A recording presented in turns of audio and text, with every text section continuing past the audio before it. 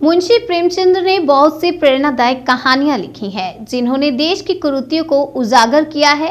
हिंदी साहित्य में उन्होंने अपनी एक अलग छाप बनाई है। उन्हें हिंदी साहित्य का स्तंभ कहा जाता है। उनकी एक कहानी तेंतर का मंचन गोंडा जनपद विकासखंड नवाबगंज स्थित कुटीधाम में कटरा शिवदयाल गुंज में रंगमंच के कलाकारों द्वारा किया गया। सर्वप्रथम इस कार्यक्रम का शुभारंभ मुख्य अतिथि कटरा कुटीधाम महंत चिन्मयानंद महाराज के द्वारा माता सरस्वती के चित्र के सामने दीप प्रज्वलित कर किया गया। कार्यक्रम अध्यक्ष अशोक कुमार श्रीवास्तव, आयोजक लोक कल्याण एवं विकास समिति गोंडा एवं प्रायोजक सांस्कृतिक मंत्रालय भारत सरकार नई दिल्ली द्वारा इस कार्यक्रम का भव्य आयोजन किया गया था। कहानी के मंचन द्वारा अंधविश्वास और कुरीतियों के कारण होने वाले दुष्प्रभावों को और समाज द्वारा बेटी के पैदा होने पर दुख और चिंता को रंगमंच के कलाकारों ने बहुत ही सुंदर रूप से प्रस्तुत किया, जिससे उपस्थित दर्शकों का मन मोह लिया और इस कार्यक्रम में भारी संख्या में दर्शक मौजूद रहे। अपना नाम और परिचय बताते हुए बताएं कि कैसा कार्यक्रम किया गया। अजीत प्रताप सिंह हुआ। ये कार्यक्रम मुंशी प्रेमचंद के नाटक के ऊपर आधारित है। तेतर, 3 पुत्रों के बाद में जो पुत्री पैदा होती है उसको तेतर बोलते हैं। ये समाज में कुरीतियाँ फैली हुई हैं कि तेतर अशुभ, अभाग्नि, कुलच्छनी तमाम तरह की धारणाएं समाज में फैली हुई हैं। इसी को शंका को समाप्त करते हुए ये तेतर कार्यक्रम का आयोजन किया गया। मुंशी प्रेमचंद जी ने जिस तरह से दर्शाया उसी हिसाब से इसका मंचन करे कलाकारों के माध्यम से लोक कल्याण एवं विकास समिति प्रायोजक सरकार नई दिल्ली से कार्यक्रम का आयोजन किया गया। समाज में बताया गया कि बेटियां क्या हैं, बेटियों का सम्मान करना चाहिए, बेटियों को पढ़ाना चाहिए, आगे बढ़ाना चाहिए और समाज में फैली कुरीतियों के बारे में जानकारी। आपको क्या लगता है इस कार्यक्रम के माध्यम से समाज में कुछ सकारात्मक संदेश है? बिल्कुल, इस कार्यक्रम के माध्यम से, इस स्थान के माध्यम से समाज में फैली हुई कुरीतियों के बारे में उपस्थित लोगों ने जाना और जानने के बाद हमें आशा है कि सुधार होगा। लोगों में जो भ्रांतियाँ फैली हैं, भ्रांतियाँ दूर होंगी। महाराज जी, आप कटरा कुटीधाम के सम्मानित महंत हैं। आपके इस कार्यक्रम स्थल पर एक नाटक मंचन का आयोजन किया गया है। इससे समाज में क्या संदेश जाएगा इस संबंध में? मुंशी प्रेमचंद के इस नाटक से संदेश जो गया वो सीधे सीधे यह गया कि जो अंधविश्वास समाज में है वह अंधविश्वास दूर है। यथार्थ का बोध कराने के लिए पूरा जीवन मुंशी प्रेमचंद जी ने लगाया है और मैं उनके इस प्रयास के लिए साधुवाद देना चाहूँगा। और इनके तमाम जो कहानियाँ हैं, जो नाटक हैं, जो भी इनके निबंध हैं, उनके माध्यम से समाज में अंधविश्वास के प्रति भाव लोगों का जो है वो निश्चित रूप से समाप्त करके एक नई दिशा, एक नई सोच मिले, जिससे कि समाज सुधरे। ऐसे प्रेमचंद के नाटकों को कम नहीं कहा जा सकता है।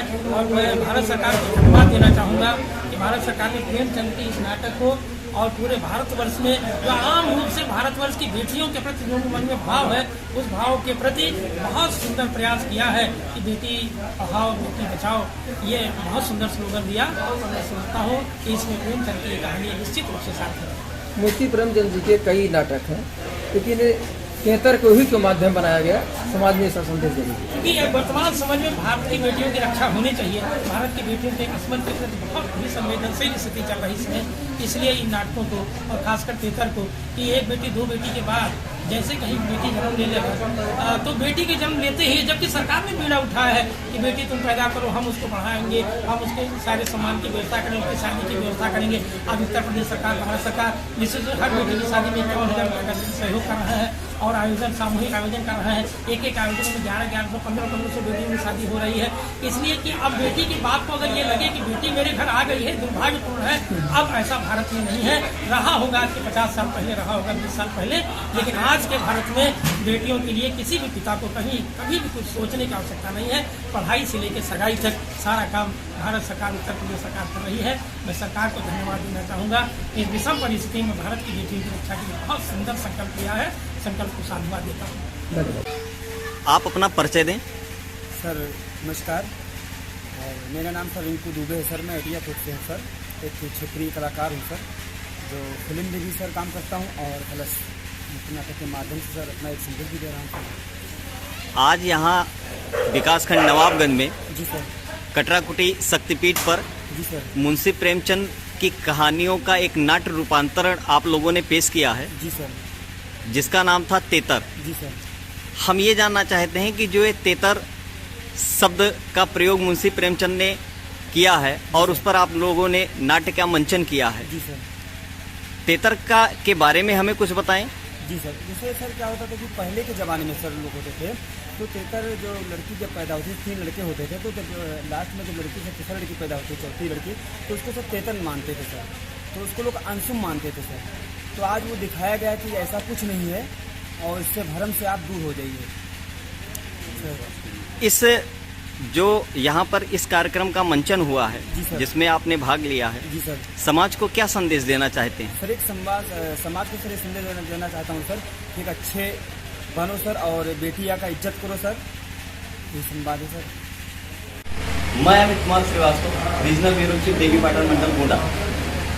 आज विकासखंड नवाबगंज स्थित कटराकुटी शक्तिपीठ धाम पर आज लोक कल्याण एवं विकास समिति के द्वारा मुंशी प्रेमचंद के उपन्यास पर आधारित तेतर कहानी का एक नाट्य रूपांतरण यहाँ पर प्रस्तुत किया गया। आपको बताना चाहते हैं कि मुंशी प्रेमचंद ने तेतर शब्द को ही क्यों चुना, इस शब्द का शाब्दिक अर्थ क्या है और इसका जो मंचन हुआ है उसका उद्देश्य क्या है। तेतर शब्द बेटी का जन्म हुआ, तीसरे के बाद 2 भाइयों के बाद जब तीसरी बेटी का जन्म हुआ उसी को तेतर बोला गया। मुंशी प्रेमचंद ने अपने इस उपन्यास तेतर के द्वारा समाज को यह संदेश देना चाहा है कि बेटियां चाहे वो किसी भी पंक्ति में आए, पहली, दूसरी, तीसरी, जो ये अवधारणा है ये गलत है कि अगर तीसरे नंबर पर बेटी का जन्म होता है तो वह अशुभ मानी जाती है। इस नाट्य रूपांतरण के जरिए यह संदेश भी यहाँ के कलाकारों ने समाज को दिया कि बेटी माँ होती है, बेटी बहन होती है, बेटी पत्नी होती है।